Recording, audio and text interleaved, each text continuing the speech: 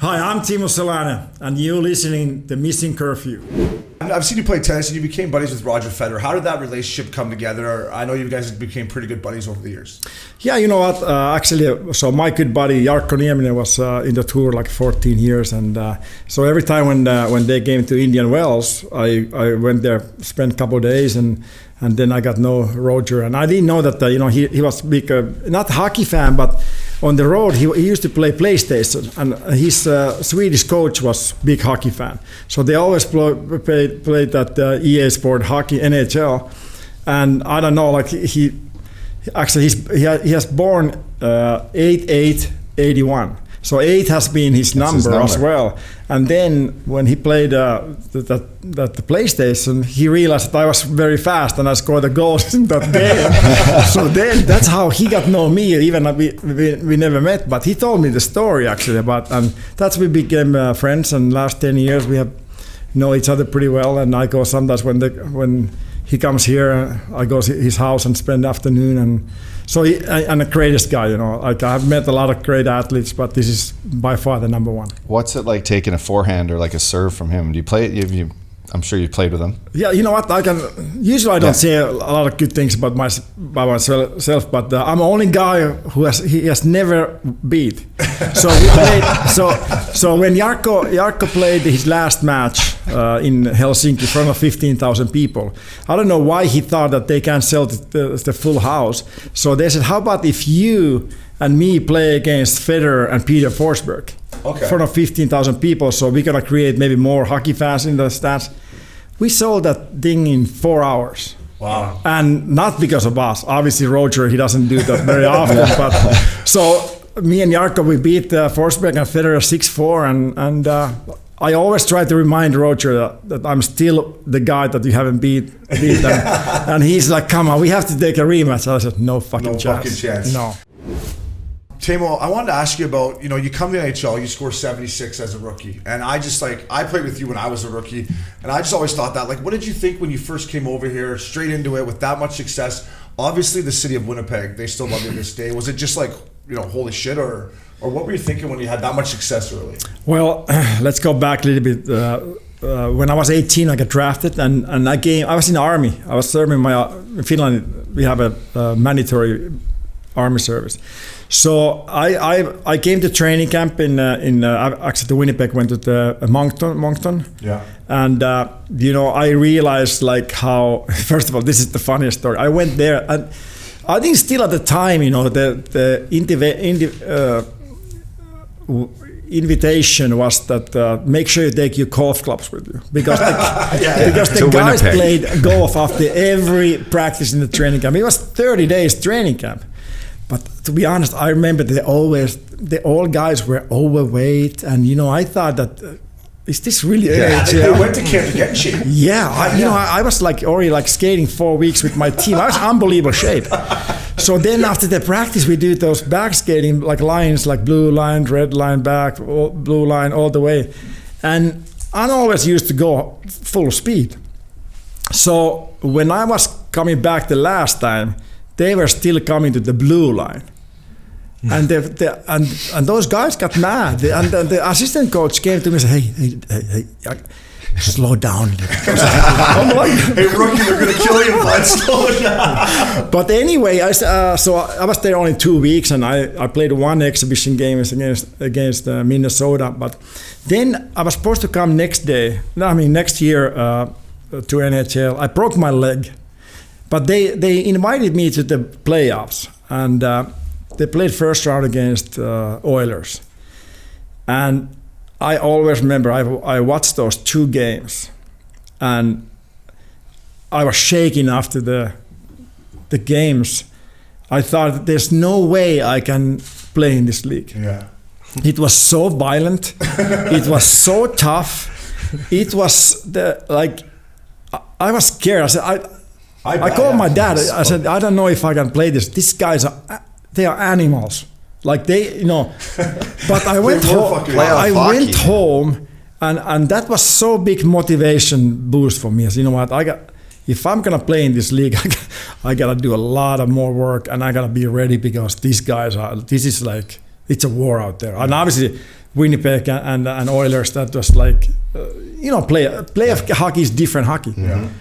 But so I was 22 when I came to the league, so I wasn't like a normal rookie anymore. Oh, okay. But obviously, we didn't have a great team, so I got right away in the first line.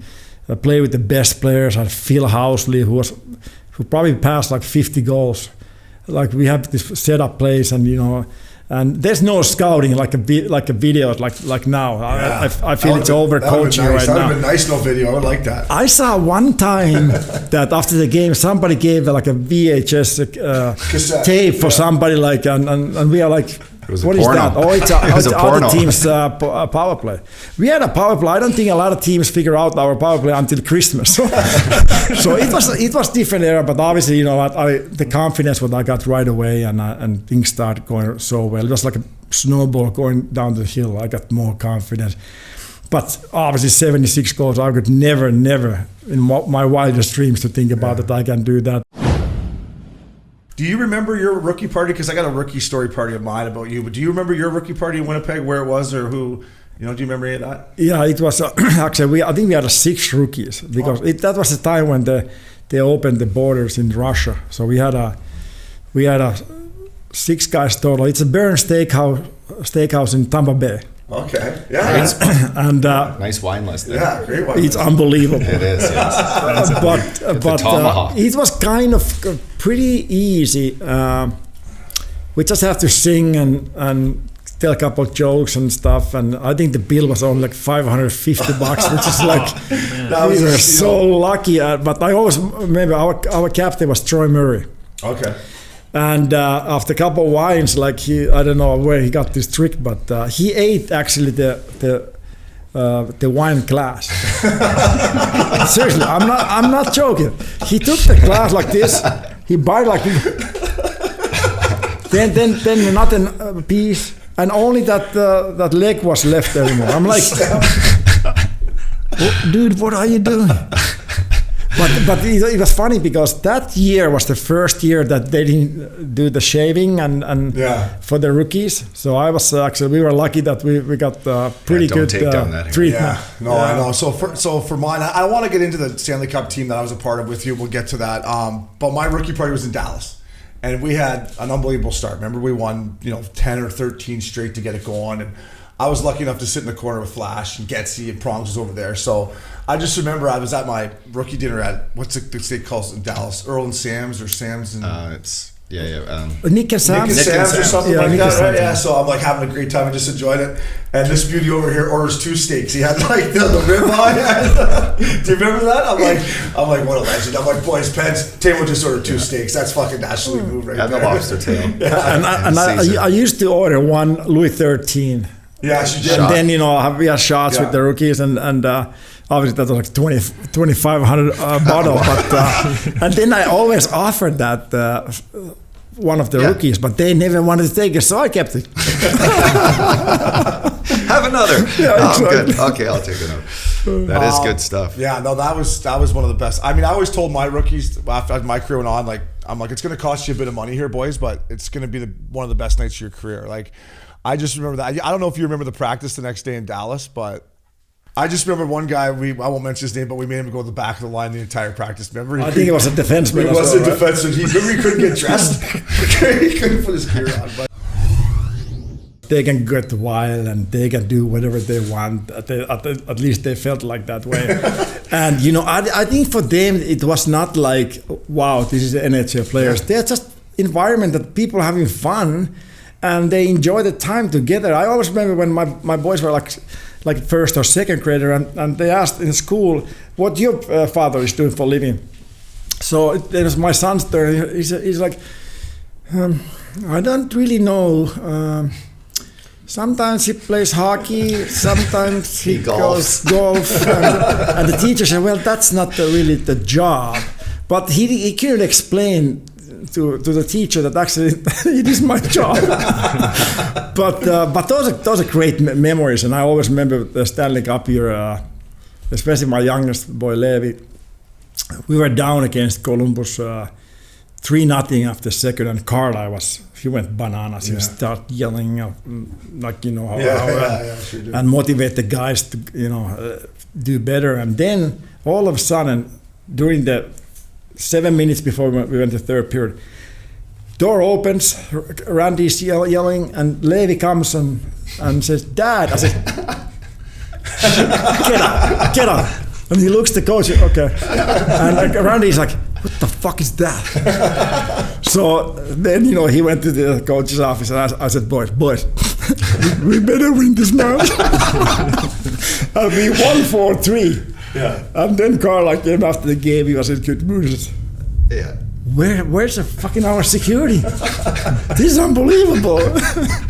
But I think my boys and everybody who has a chance to come hang around the locker room,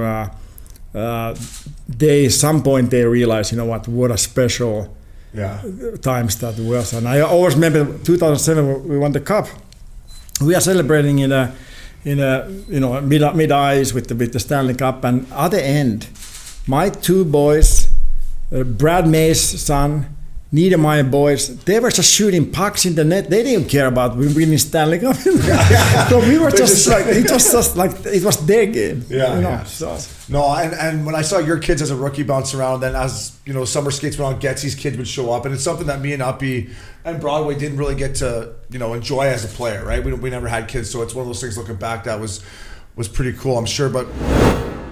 And I know how much Getsy respects you and how much you've done for him, and you've seen him grow. And just what can you say about him now and what he's done and what he means to you? He means a lot to me, Gets. Yeah, I always remember when Getsy at Pregame, and I saw how much talent and how good I could see right away how good these guys can be.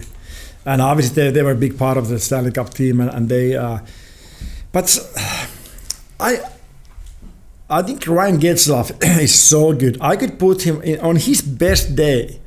I don't think there's another player like him, Mm-hmm. I always remember like the one playoff series I think they played against Oilers. And he was machine, Mm-hmm. For some reason, I expecting more from Getsy. And I think he's a little bit inconsistent about emotionally, I think. But like I said, if I put all the best players on their best day against each other, I choose Ryan Getzlaf. He can do everything. He can fight. He can hit. He can be mean. He's unbelievable skills. He can see the game well. He's a good skater. He's just like machine, But I feel sorry for him right now. He's playing the team that it's just rebuilding, and you can kind of see that his excitement level is not really right there, and it's a different obviously era right now. But Getsy, he's a great guy, and we have had a great time together, and he's going to be in the Hall of Fame one day, and I'm very proud of him what he has done. Yeah, me too. And I've had this conversation with Getsy, and I know it means a lot for him to play for only the Ducks, and I get that, but I think I'd like to see him go for maybe one more playoff run and get re-energized and play on a good team and be part of getting that Stanley Cup for a different organization maybe. Yeah, and I think some way like when you win your Stanley Cup your first year. Yeah. You probably think that I'm going to win 3-4 times. Or when you score 76. Yeah. And then we had a really good team. Maybe 7-8 more years. Yeah, you guys. And I really was expecting we're gonna win another one. It didn't happen. And now he has to, like I said, excitement. When it's not there, you can be only like average. Yeah. So that's why personally I like to see him as well to go somewhere where he can make a difference. Yeah. And obviously I don't think he can score 100 points anymore. But he can be a big factor when he gets excited, and he can help any team so many different ways. Long time, cars were one of my biggest passions. I had 43 cars at the one time, which is kind of like stupid, crazy. It's legendary. It's legendary. But to be honest, my dream was always wake up. But this sounds very bad, but No. But my dream was when I was a young guy that I wake up in the beautiful place and weather, and I have a problem to pick up the right car. And I was kind of living that dream, and luckily I'm not anymore like that, but I still love the cars. But like you said, I think our team and I think Dallas as well had the best cars, and all the players love that. They always go, "Oh, what are you driving now?" But I think, like I said, Getzlaf loves the car. He always driving nice cars. But even now, I think there's a guys who has a nice Bentleys and I think Sergei Federer he had a nice Ferrari. He didn't like How about Paul Kariya? We can talk for days, and we should talk about it. Let's touch on Kariya. He was my favorite player growing up, and I got to play with him. I remember where I was when I got the text from my agent that Nashville, signed Paul Kariya, and it was just for me like it was everything. And then getting to know him, you learn so much about what makes a guy tick, and PK is so unique.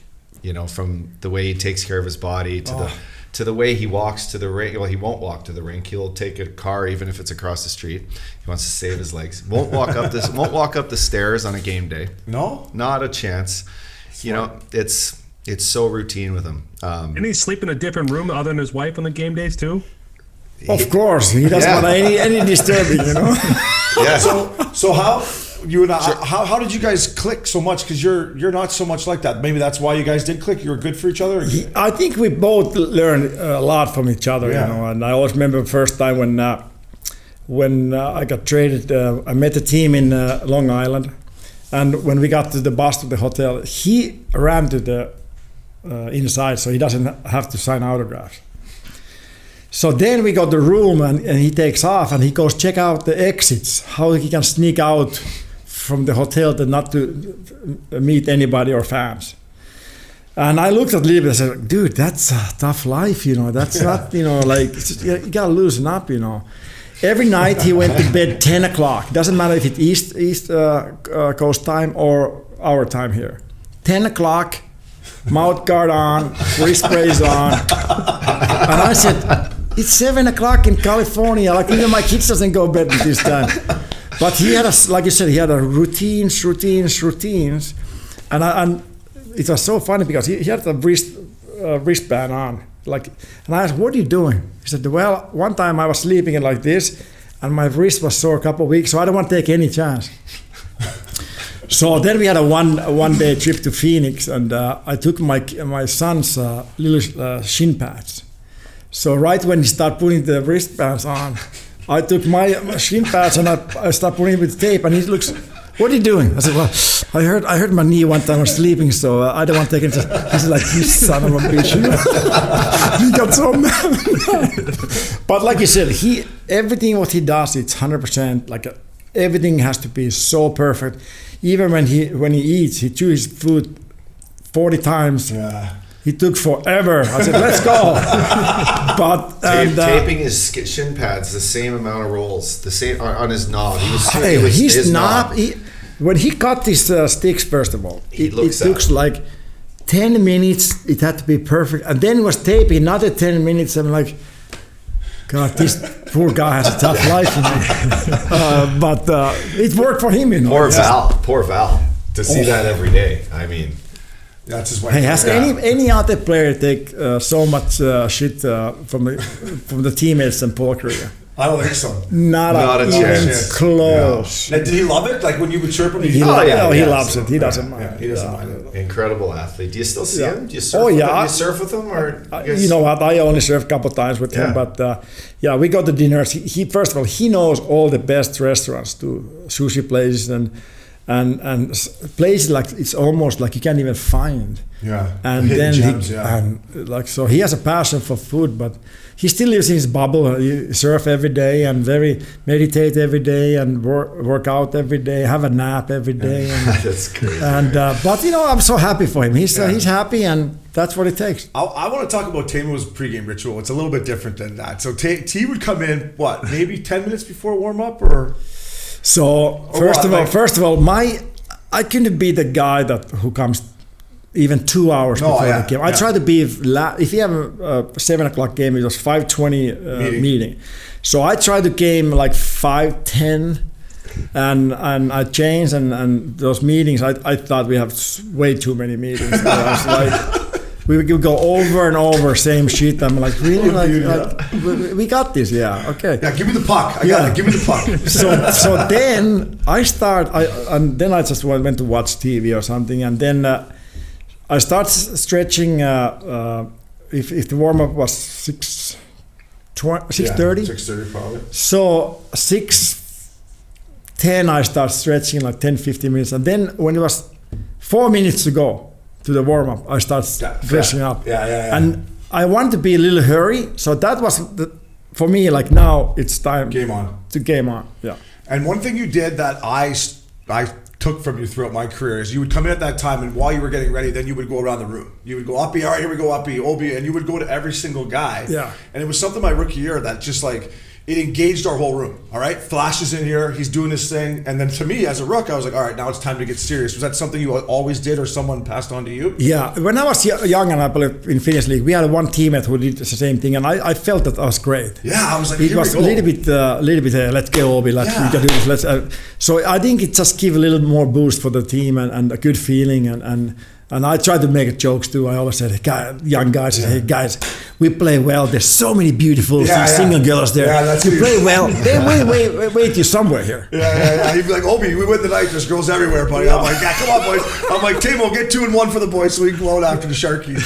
But it was something that and that's exactly what it did, Teemu. It engaged our dressing room. It brought us together, and it was like, all right, it's go time. It was just. And how quick you got dressed to this day is still fucking remarkable. Did you get new socks every day? How'd you get your socks on so quick? Or you already had your actual foot socks on? You already had them on? Yeah. Yeah, okay, good. Because that was the only thing that took the longest, getting out of the laundry bag and putting those on. But Brad Boys I play with was the quickest to get dressed. Yeah. I swear it would. So we would go at the 16-minute mark. We'd start walking.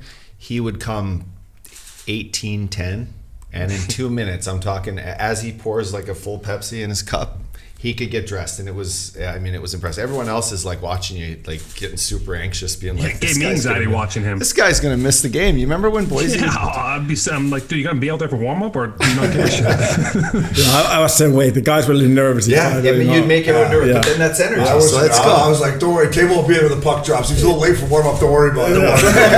The fans might be upset, but I know he'll be there come puck drop.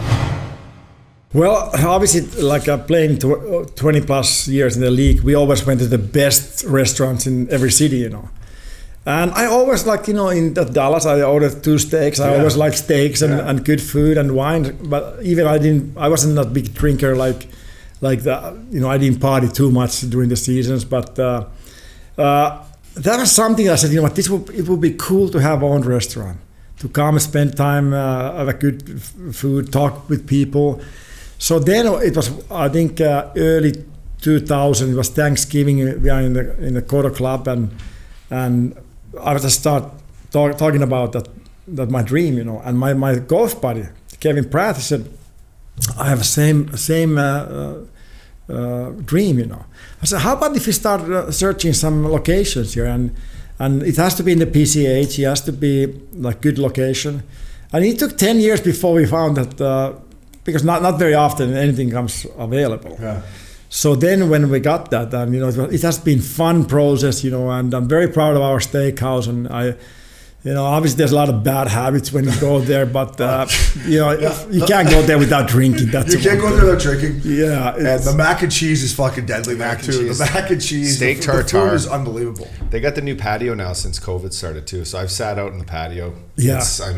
Great spot. So how often, like pre-COVID, how often would you go to the restaurant? Would you go every weekend after, how much did you try to be? I've been a couple times and you weren't there the 2 times I was there, but would you try to go a lot before COVID? I try to be at least a couple times a week. And my favorite thing is I go with my buddies in the bar, watch hockey, and have a few cocktails and have a good meal. But it depends. There's a lot of times there's something happenings that I promised to go. Actually, the first year after the season was like there's 3 charity things that I promised to go. So Wednesday I went there. I told my wife I'm gonna drive. So maybe a few cocktails, whatever. Glass of wine. But so it's ended up having a great night. I left my car in the valet, take an Uber home. Then next day it was another event there. And said, what? I'm not gonna drink anything tonight. Well, I left another car there. so then Friday, I said, you know what, I'm tired, and of course, after a couple of drinks, it's fun again. I left the car there again. So then Saturday, I told my family, okay, we all go. My 2 boys were driving. So I said, okay, whole family, we go to dinner. And then when we pulled in the valet, the guy said, Mr. Selanne, you still have 3 cars here. I said, I do. That's why I brought the whole family. So we can drive everybody. You're like, yeah, don't worry, I got 36 more at home. See, I have the same problem, Flash. I leave my car there Friday golf. I leave it there on Friday, but I don't pick it up till Monday. So all weekend, I don't have a car. I gotta get my girlfriend to pick me up. But yeah, your steakhouse is unbelievable. I've been there a couple times. The wine list it's National League Broadway. Next time you come out, we'll take you there. And what really bothered me in the old days that, there's young guys. They haven't played in 5-6 games. Nobody tells why you're not playing. Yeah. So obviously you're working so hard after the practice with the one coach, and then so many times the young guys came to ask me that, what do you think I should do? I haven't played in 5 games. Nobody tells me why I'm not playing. I'm just like losing my confidence. I said, well, go talk to me. I know it's tough sometimes, but. And then when they went and the coach didn't tell you the real answer, that really bothered me, because the thing is, the truth hurts, but it's only right way to do it. Because if you come to me and I'm the coach, and hey, Obi, you're too soft, you're too slow in the corners, you're not tough enough. You take too many penalties. Yeah, exactly. Until you clean that act, you're not gonna play. Yeah. So at least right? Yeah. So I always remember Marko Kiprusov. Oh, Kipper. So it was he was a beauty, right? actually Mika's brother, not the goalie. Okay, sorry. So he was in Montreal, one of the best skaters as a defenseman. So he didn't play. Nobody told him why. So end of the practice, they made him skate like half hour. And he always said, I'm one of the best skaters in the team, and they make me skate. Why they don't tell me if I'm soft or I'm bad in the battles? Why I don't work that? Yeah. Instead, skating. I know how to skate. Yeah. Speed's not my problem. It was just old school thing. If you don't play, you backskate. I know why. Fuck. And then you get in the game and you're still not in game shape. You're like, why have I been bagging for the last 2 weeks? Exactly. Did a lot of that in my day, Obes. Fuck. Done a lot of that. But no, the bag skate, that was like the story of my career in New Jersey. I think I played 30 games that year and getting bagged. But luckily I had Ryan Clough, and Chloe was unbelievable with it, because he'd do the bag skate with me, and once he wasn't able to do it, he'd be like, all right, Hazy, you're done. So I understand that whole aspect of the coach. I hated it when they give you the phony answer. I got one time, you got to work on your stops and starts. I was like, I'm in the fucking NHL. You don't think I can stop and start? Yeah. But it just, I don't know. I don't know what these guys doing. But like you said, it's hard to do with the personalities. Chris Pronger was a guy that we've had on the show, and Prongs was good to me as a rookie. And I always wondered, from your perspective, when they brought him in and just what he, playing with him, what he meant to the team. How was it dealing with Prongs day in and day out, and just as a teammate? You know what? First of all, the Pronger was probably the toughest player I ever played against, and I think he was first guy and only guy that I got really personal on the ice, and even in the Olympics in 2006 after the first period against Canada, our locker rooms were very close to each other, and we stayed there yelling like 10 minutes, and he tried to get to me, and there's people protecting, and we are just throwing bombs to each other and everything, and every game, the way how he played, he was so evil. He used the stick like a weapon. He was just dirty player, and I knew when we play against St. Louis, because it's not gonna be a fun day. Yeah. And he played always against me, and those rules in the old days, like a lot of times I went around him and he just hooked me, and then I started yelling at referees, and they're like, what? And he's yelling at me like, what a whiner you're. Like, I said, you don't know how to play the game. Shut up. So it got pretty personal, and I played with his brothers. They're a great family. I knew he's a great guy. Sean Pronger's a great guy, right? Yeah, as well, yeah. And so is Chris, but I didn't know him that part, because I didn't want to know. I thought it was a jerk, Yeah, you just hated him. So then, when after the 2005, 2006, Brian Burke said, I'm gonna go after some big guy if I can, and I took the pay cut so we got more room in in the cap, and then in my birthday, July 3rd, I got a phone call from Alex Gilchrist. Yeah. And he said, we got Pronger. I said, so I thought first, all right, trade me. I thought first, I'm out of here. I thought sign Pronger. Yeah. So we got Chris Pronger. Yeah, and we already went to the conference final. I knew that point. I knew we were gonna win. And the thing is, I always remember when I met first time Pronger in the locker room before the camp. We didn't say anything. We just went to each other and gave a big hug. and then like. Great. We became very good friends, you guys and were close. great respect to each other and stuff. But that's why he was so good, because he was the way how he played. He make everybody hate to play against him. Yeah. But that's why he's a Hall of Famer. He's a unbelievable player, and it was great to play with him. I always said, thank God you're in my team, because I don't have to deal this with anymore. But the way how he see the game. And how much he helps everybody, it's phenomenal. And how much he get away with. Oh, he's the only guy that got away with it. He should get the penalty every shift, but because he just 2-3 every shift, the referees can't do that. So the thing, Teemu had the best chirps for the refs ever. Like the linesman, now as a rookie, you always chirp. Like, you're like, are they paying you out here tonight? Are they paying you how much? I'll buy you out. Sometimes they need calls. Do you need a beer too? Or I got only watch and drink beer, or I gotta do your job. So Teemu, we had. In our corner, my rookie year, it went Getzlaf, Pronger, Marchand, myself, Penner, Getzlaf, and then Selanne in that corner. That was our corner. Who was the most hungover guy every morning? Who could you tell when he walked in? I don't want to put you on the spot, but who do you think was? You would always say this every morning to this one guy. It was Corey Perry. He'd be like, oh, you look whatever. I'm like, holy fuck, Perry, you look hungover this morning. Well, he couldn't hide it because he was like. I said, hey, just try to even show that you don't have a hangover. Yeah. The way how he walked, and he was like, Tim was like, you guys don't look bad. Pears, fuck, buddy, you look hungover. So you talk about top 100 golf courses. What's your favorite one round? Well, I know it's a tough question, but it is. Well, first of all, I think my favorite place to go play is the Palm Desert. I go to Bighorn or Vintage or Toscana or Madison. There's so many. It's a dream come true for golf. But you know what? Obviously, the Ducks gave me a retirement present to go 3 days in Augusta. Oh man, that was. Knew I was gonna say. All my buddies are so jealous about that. That was something that it's hard to describe. What did the Ducks give you, Obs? They gave me a picture of me in flash with my first goal puck that I still got in my bedroom, but that's about all they gave me. That's a treat. Yeah, and it was 2 weeks after. First of all, so my Finnish buddy played in that year. He played there, and I was caddying him in part 3. Yeah. And I spent a whole week there, and then after I went home a couple of weeks, and then we flew back with 2 of my buddies, and 2 nights, 3 days in Augusta National. Did you stay in the cabins? Yeah, we stayed in the cabins, and were the grandstands still up? Oh yeah, yes. Fuck, you almost felt that you were there. Wow. Yeah, really like playing, and the greens were really quick. Oh yeah. What'd you shoot? You know what?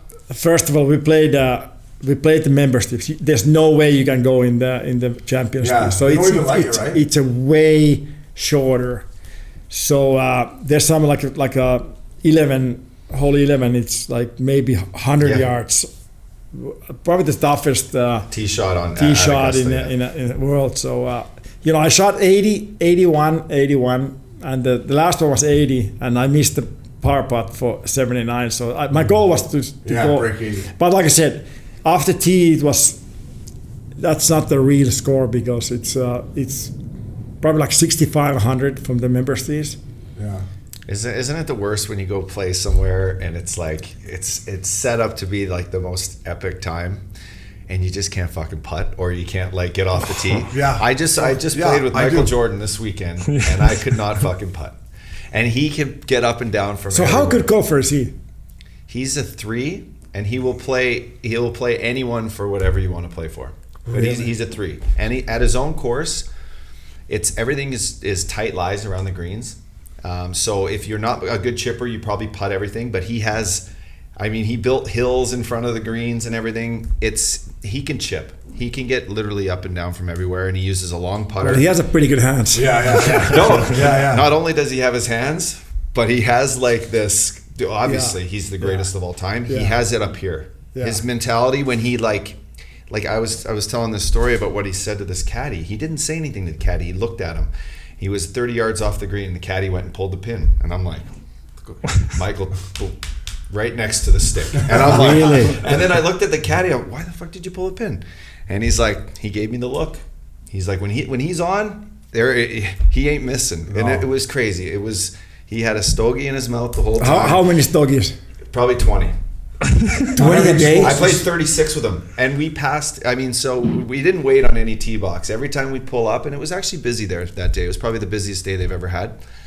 Every group would step off to the side, listen to the tunes MJ's got in his card. He pumps them in his boot box, in his beatbox, and would just like, hey Mike, hey, play through, and we would just fuck them. Really? We played in 5 hours. We played 36 in 5 hours. That is awesome. You enjoy a nice stogie out there on the course too. Yeah, right? I love cigars, especially in the golf course. He had the big boys too. Yeah. And like when you look at him, you go, fuck, okay, nice birdie.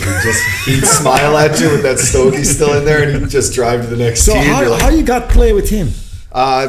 My new boss, so I'm working for Discovery Properties, Madison Club. I just got hired a week ago to be like global ambassador. I got to tough job, eh? Yeah, hey, someone's got to do it. I mean, I still got to work. Chilano Bay in Chilano, so we're gonna go play there on Friday with our boy Billy Quinn. Have you been there before? I have not. I've been to El Dorado. I haven't been to Chilano. And Let's do a trip. That beach club in Chilano Beach, it's the best that there is. Best I've ever seen. Yeah. Wow. It's like you don't want to leave there. It's just like. That's where the ladies are going to go, and then me and you will maybe shack up and buy a place. Podcast better take off, fella. So I went out with my boss, JJ, and we went to Baker's Bay. That got demolished a year ago by hurricane. So we played golf there with one of our good buddies who's looking at a place. And then he's like, listen, your first work trip, I got something special for you. We're going to fly in and play with MJ. I'm like, huh? He's like, we're going to go. He's a member at his club, Grove 23, and we went in and just had this most epic day drinking tequila sodas and smoking cigars with MJ. It was worth the money I lost to be Hey, and I guess Flashy, so the fairways, you know better than me, but where he hits it, they're wider, right? Oh, yeah. And then for the guys that farther, he narrows them out because he It's designed it, right? him. So, That's clever. And he built, if you're a top 100 guy, he built the course after his favorite one, Shinnecock. So that's his favorite course. So right now it's it hasn't matured yet. So the fescue, you can see where it is going to grow in, and then look out. Like I was bombing it all over the course, and luckily I can find my ball wherever. But when this fescue grows up, it'll play a lot like Shinnecock, hilly, big greens, link style course. But you hit way further than I was pumping it by him. Yeah, because but then, you go like 330. Yeah, I remember I'll be pounded. Yeah. What I realized though is, if you're gambling against the greatest of all time and you can't putt, you're going to get smoked because he gets it. He's good. So who's the best guy you've played golf with? Who's the one guy that you played with that you're like, holy? Well, I got a chance to play with Tiger you did? in his foundation a little bit, but best player. Well, how was it playing with Tiger? Pretty cool experience for you? It's pretty cool. He played only a few holes, not the whole round, but everything is so easy. And we had actually a chance to go, which was more impressive. Before that, it was me and Tim Ryan, who is the president for the Ducks. Yeah. So we went to the 9th tee box, 9 in the morning. And there was Fred Couples, Joe Cook, and Tiger, and me and Tim. And Tiger gave us like a private routine, how he does before the tournaments. He started hitting certain clubs, and he said, okay, that tee box is my target. He hit 5 shots in like 2-3 feet apart. Then he takes 7 iron, hits like, he's always told where he's gonna hit. And same thing, different shapes with the 3 wood, and then a couple bombs with the driver, and it was just something, like you said, like crazy. I mean, our buddy Casey, who's at TaylorMade, we went down to the Kingdom, and he said when Tiger comes in there, he has like a window that he pretends to hit out of, and like he's trying to hit shots through that. Yeah. He's like, no, not that one. Like the way he can see a golf ball It's crazy. He filmed that like 4 or 5 part little series that you could have bought on the PGA Tour app. Yeah, where he showed you how to draw. And he actually talked about the windows where he looks, every shot is a grid. And it's like, I'm going to put it through that window and it's either going to draw or it's going to fade. And it's pretty wild. Hopefully he's okay now. That was terrible thing, you know. So much. He has been going through so much, crazy. And then he needs that one. I know. It was just weird. So Couples is a member at Big Canyon. So maybe we'll set up me, you, Freddie. I know Freddie. Yeah, that'll be great. How beautiful swing he has. Buddy, he still hits at 320 easily. Yeah.